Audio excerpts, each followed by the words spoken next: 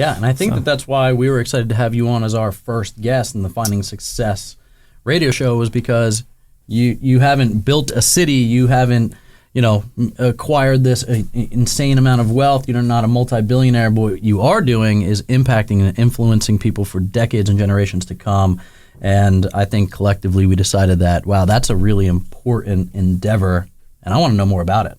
So why don't you tell us a little bit about what the project is, a little bit about your background, and how this has all come to be. Yeah. The Field of Dreams is a nonprofit organization that back in March of 2017, my wife Mary and I established. It really kind of basically came from on July 12th, 2012, from a car accident. I was waiting to make a turn into the high school that I teach at, which is Towns River North High School.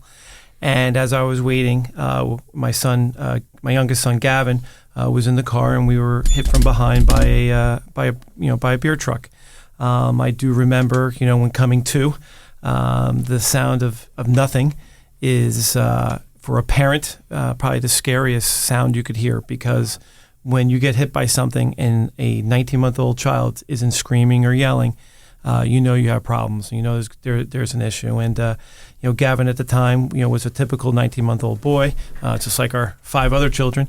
And but the accident, he suffered a traumatic brain injury, a right front temporal stroke, and he basically went from something to nothing.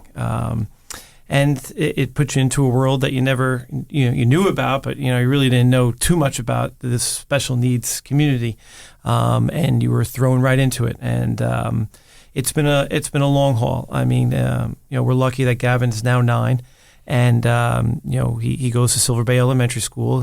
He still can't walk or talk, but he's getting better every day, and which is for Mary and I, that's the greatest hope. But along this journey of trying to put the pieces back together for him, you meet so many other parents, who are in the same situation, no matter what your special need is. And as you were going to Children's Hospital in Toms River, you noticed that there was really no place for people to do things.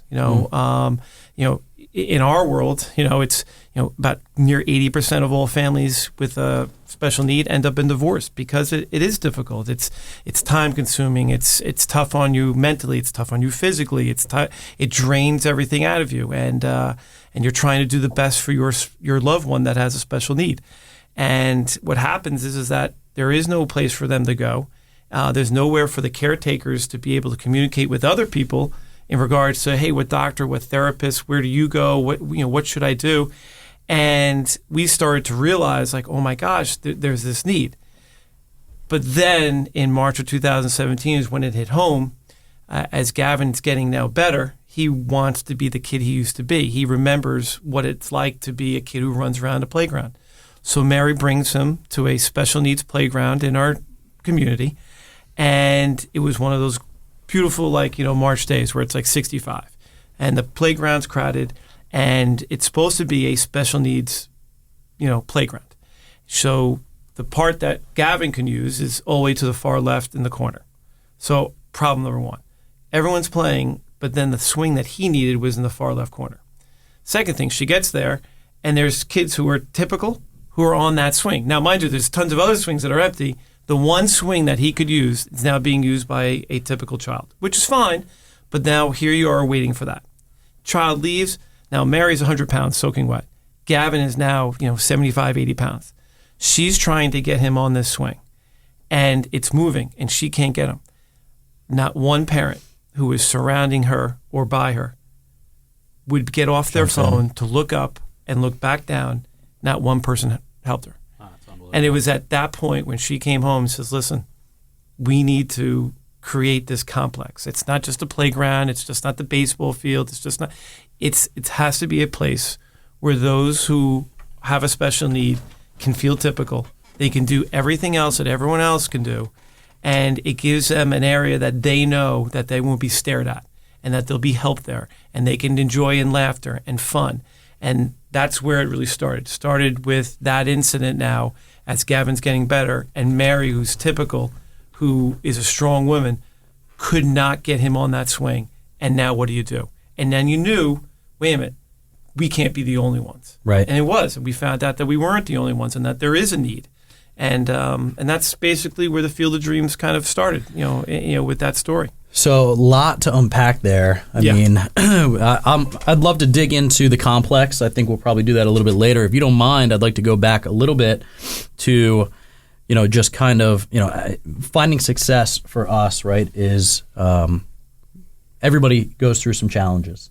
And, a lot of us can't imagine what it's like to go through kind of the situation that you guys went through as a family, right? I mean, I'm sure it affects your other children and your marriage. And you even brought up like, hey, a lot of this stuff ends in divorce. Yeah. So what does it look like coming through a horrific accident like that to, especially with a spouse, be on the same page and say, hey, we're not going to let this tear us apart. We're going to drive us together and we're still going to have a successful family here even through all of this adversity. How do you do that? Yeah, well, when you get married, you fall in love with somebody and everything's fine because it's just the two of you. And it's hard to kind of know when now all of a sudden these incidences happen, or even having children, what the other partner is going to be like, because now you didn't have these pressures. However, you'll see as you're dating and as you're with somebody that there are hints and bits and pieces where it's like, hey, wow, she really dealt with that well, or he dealt with that well. And you kind of then from there say, that's the partner I want, the partner who is there when it's not only the good times, but it's of the worst of times. Now, mind you, the worst of times may not have to be that drastic like a car accident, but it could be simply as I didn't get the job promotion, someone passed away, my aunt or uncle. And you can see there, and you'd love to tell people who are younger, hey, listen, when you're choosing that person that you're going to be with for the rest of your life, you're looking for these instances that are going to be now reflections of what it's going to be down the road when you have now a mortgage payment and you now have bills to pay and you now have children and they have, things that may happen to them. Now you'll know, like, listen, I know that person can deal with these obstacles, these tasks, because I've seen them do it in a smaller microcosm, but that it's there. And with Mary and I, we were just such great partners and great friends leading in prior to this, was that when this happened, we've gone through little things and we just kind of just ran right through them, because as a team, that's what you have to do. So when this accident occurred, it was, like Mary was a no-brainer. She says, I'm not working anymore. I'm going to be with Gav. I'm like, fine, I'll take care of the other guys until we can get him back home. And from there, along the way, you do have instances where people are going, there's going to be wreckage, not only in the actual accident, but along the way, there's going to be things that are going to be missing out. So I've always told, our four older children that the Mary and the dad that you knew prior to the accident, they're gone. You're not going to have that mom and dad, because Gavin requires so much attention that the four olders now had to say, you know what, you're going to have to step up a little bit. I'm not going to be around to do the same things that I did, because he needs me. He needs me more than you. You're physically able to do something.